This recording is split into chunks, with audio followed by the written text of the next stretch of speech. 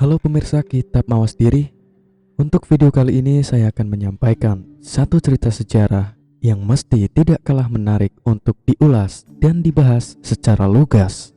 Tanpa berlama-lama, inilah judul ceritanya. Sejarah Panjang Kutai 350 Masehi sampai 1960. Kutai Martadipura.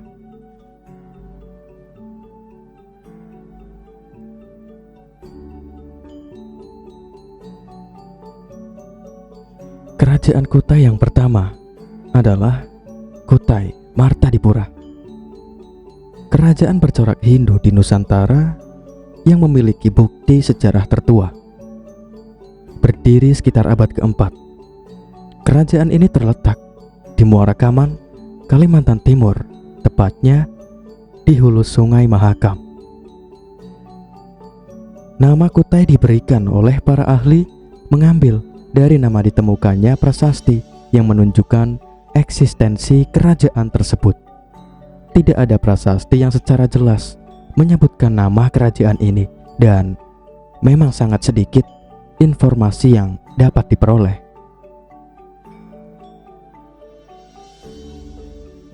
Informasi yang ada diperoleh dari yupa atau prasasti dalam upacara pengorbanan yang berasal dari abad keempat.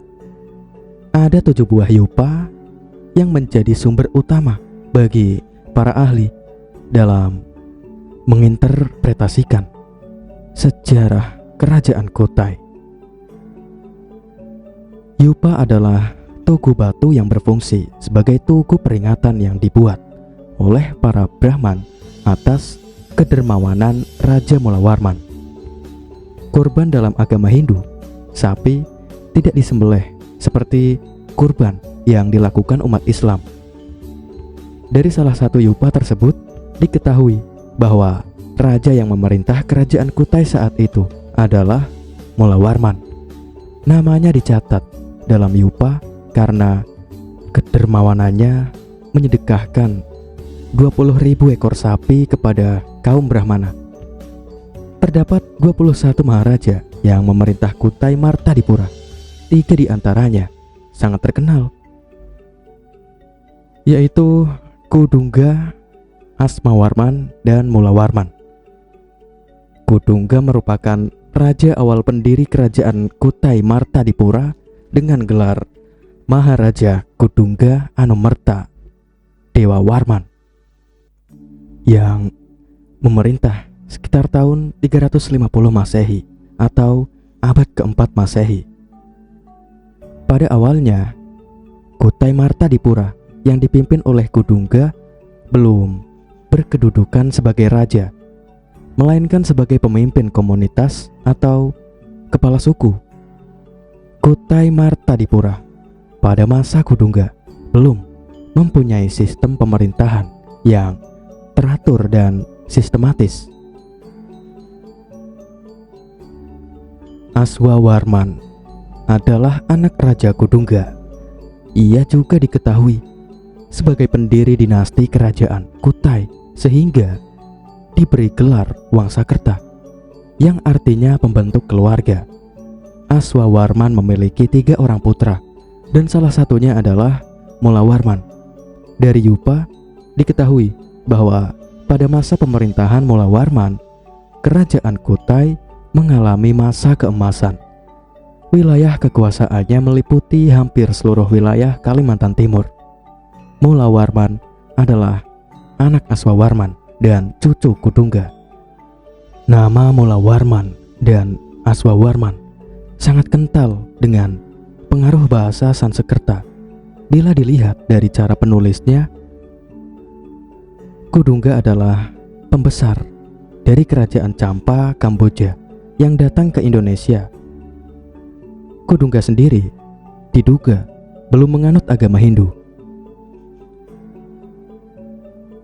Sementara itu, di daerah yang dikenal sebagai Tepian Batu, sekarang Kecamatan Anggana, sebelah timur kota Samarinda, pada tahun 1300, Aji Batara Agung Dewa Sakti mendirikan kerajaan Kutai Kertanegara. Kerajaan ini disebut dengan nama Kerajaan Tanjung Kutai dalam Kakawin Negara Kertagama 1365 tepatnya, yaitu salah satu daerah taklukan di negara bagian Pulau Tanjung Negara oleh Patih Gajah Mada dari Majapahit. Pada abad ke-16, Kerajaan Kutai Kertanegara di bawah pimpinan Raja Aji Pangeran Senumpanci Mendapa berhasil menaklukkan Kerajaan Kutai Martadipura yang terletak di Muarakaman. Raja Kutai Kertanegara pun kemudian menamakan kerajaannya menjadi Kerajaan Kutai Kertanegara ing Martadipura sebagai peleburan antara dua kerajaan tersebut. Pada abad ke-17, agama Islam yang disebarkan Tuan Tunggang Parangan diterima dengan baik oleh Kerajaan Kutai Kertanegara ing Martadipura yang saat itu dipimpin Aji Raja Mahkota Mulia Alam. Setelah beberapa puluhan tahun, sebutan raja diganti dengan sebutan sultan. Sultan Aji Muhammad Idris tahun 1735 sampai 1778 tepatnya merupakan sultan pertama yang menggunakan nama Islami, dan kemudian sebutan kerajaan pun berganti menjadi Kesultanan Kutai Kertanegara ing Martadipura.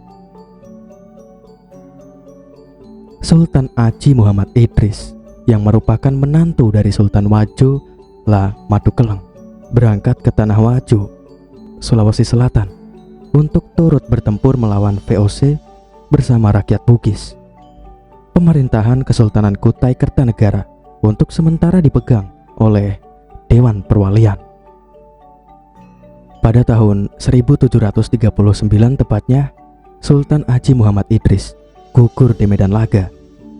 Sepeninggal Sultan Idris, terjadilah perebutan tahta kerajaan oleh Aji Kado, putra mahkota kerajaan Aji Imbut yang saat itu masih kecil, kemudian dilarikan ke Wajo. Aji Kado kemudian meresmikan namanya sebagai Sultan Kutai Kertanegara dengan menggunakan gelar Sultan Aji Muhammad Aliyeddin. Setelah dewasa, Aji Imbut sebagai putra mahkota yang syah dari Kesultanan Kutai Kertanegara kembali ke tanah Kutai oleh kalangan Bugis dan kerabat istana yang setia pada mendiang Sultan Idris.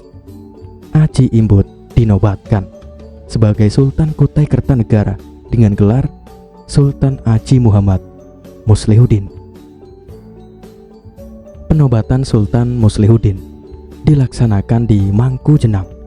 Sejak itu dimulailah perlawanan terhadap Aji Kado. Perlawanan berlangsung dengan siasat embargo yang ketat oleh Mangku Jenang terhadap Pemarangan. Armada bajak laut Sulu terlibat dalam perlawanan ini dengan melakukan penyerangan dan pembajakan terhadap Pemarangan. Tahun 1778, Aji Kado meminta bantuan VOC, namun tidak dapat dipenuhi. Pada tahun 1780, Aji Imbut berhasil merebut kembali ibu kota Pemarangan dan secara resmi dinobatkan sebagai Sultan dengan gelar Sultan Aji Muhammad Muslihuddin di Istana Kesultanan Kutai Kertanegara. Aji Kado dihukum mati dan dimakamkan di Pulau Jembayan. Aji Imbut dengan gelar Sultan Aji Muhammad Muslihuddin memindahkan ibu kota Kesultanan Kutai Kertanegara ke tepian Pandan pada tanggal 28 September 1782. Perpindahan ini dilakukan untuk menghilangkan pengaruh kenangan pahit masa pemerintahan Aji Kado, dan Pemarangan dianggap telah kehilangan tuahnya. Nama tepian Pandan kemudian diubah menjadi Tangga Arung yang berarti rumah raja. Lama-kelamaan, Tangga Arung lebih populer dengan sebutan Tenggarong dan tetap bertahan hingga kini.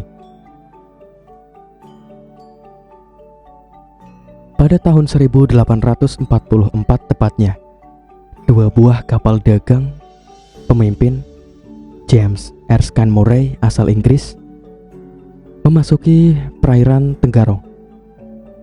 Murray datang ke Kutai untuk berdagang dan meminta tanah untuk mendirikan pos dagang serta hak eksklusif untuk menjalankan kapal uap di perairan Mahakam. Namun, Sultan Salahuddin mengizinkan Murray untuk berdagang hanya di wilayah Samarinda saja. Murray kurang puas dengan tawaran Sultan ini. Setelah beberapa hari di perairan Tenggarong, Murray melepaskan tembakan meriam ke arah Kedaton dan dibalas oleh pasukan kerajaan Kutai. Pertempuran pun tak dapat dihindari. Armada pimpinan Murray akhirnya kalah dan melarikan diri menuju Laut Lepas. 5 orang terluka dan 3 orang tewas dari pihak armada Murray, dan Murray sendiri termasuk di antara yang tewas tersebut.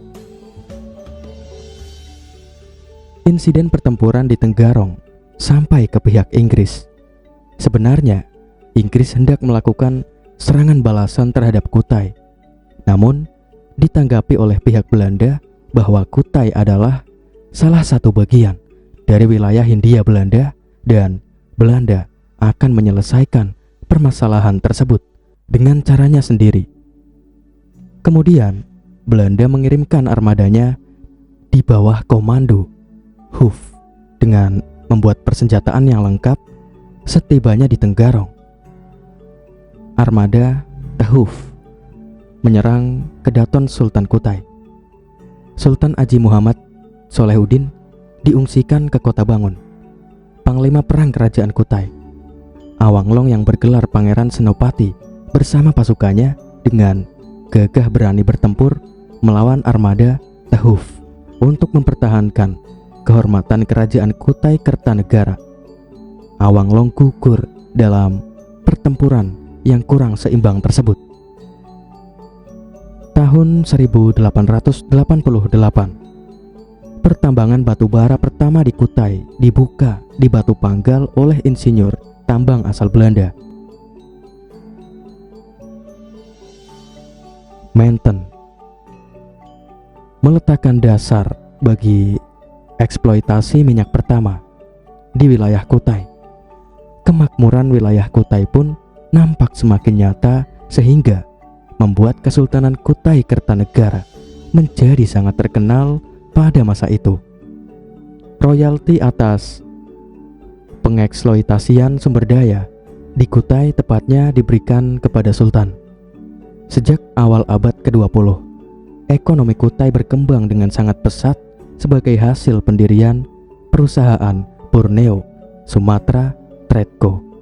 Pada tahun-tahun tersebut, kapital yang diperoleh Kutai tumbuh secara mantap melalui surplus yang dihasilkan tiap tahunnya. Hingga tahun 1924, Kutai telah memiliki dana sebesar 3.280 gulden, jumlah yang sangat fantastis untuk masa itu. Perusahaan Belanda juga berperan besar dalam pembangunan, salah satunya pembangunan suatu lapangan terbang yang sekarang dikenal sebagai Bandara Sepinggan.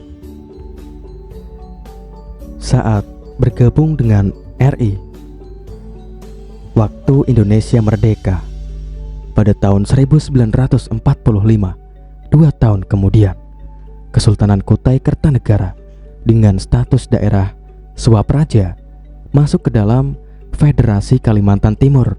Kemudian pada 27 Desember 1949 masuk dalam Republik Indonesia Serikat. Daerah Swapraja Kutai diubah menjadi Daerah Istimewa Kutai yang merupakan daerah otonom atau daerah istimewa tingkat kabupaten berdasarkan UU Darurat Nomor 3 tahun 1953. Pada tahun 1959 berdasarkan Undang-Undang Nomor 27 tahun 1959 tentang pembentukan daerah-daerah tingkat 2 di Kalimantan. Wilayah daerah istimewa Kutai dipecah menjadi 3 daerah tingkat 2, yakni Kutai Balikpapan dan Samarinda. Pada tanggal 20 Januari 1960 tepatnya, bertempat di Gubernuran di Samarinda dengan atas nama Menteri Dalam Negeri Republik Indonesia melantik dan mengangkat sumpah 3 kepala daerah untuk ketiga daerah swatantra tersebut.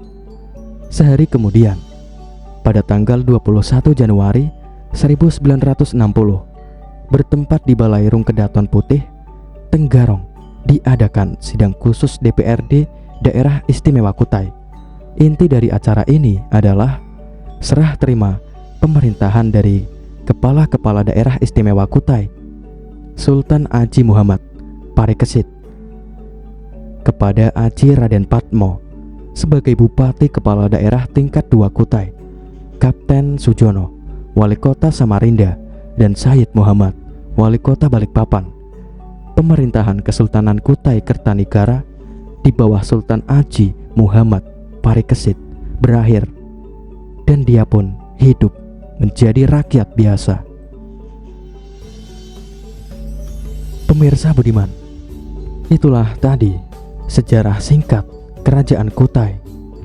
Jangan lupa berikan masukan kalian, saran kalian, kritik kalian di kolom komentar. Wassalamualaikum warahmatullahi wabarakatuh.